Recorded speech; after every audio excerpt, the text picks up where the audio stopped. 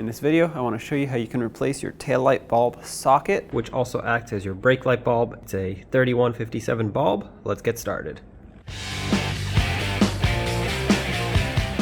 With the tailgate open from the inside, you can see the two 8mm screws that hold on your taillight. Go ahead and remove both. Now you can pull the taillight straight out. You might need a trim tool to help pry it out from the outside. There we go. Two pins that hook it onto the body here, side of the bed. Flip it upside down and you can see the bulb connectors. Go ahead and unplug the bulb. This connector has a lot of sand in it. That also broke, so I'll have to make sure that it connects properly. Now with the harness disconnected, go ahead and turn the plug counterclockwise. It'll pop out. Remove this. Remove your brake light bulb, and there's your socket.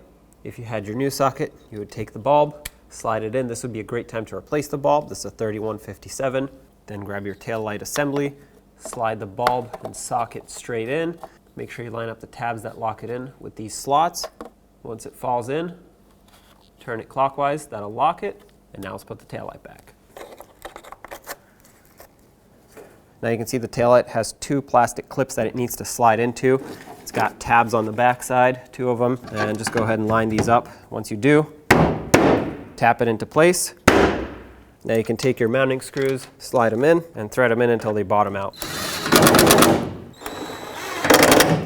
There you have it. Now test out your taillight. When only the best will do, demand TRQ. The only company that lets you view before you do.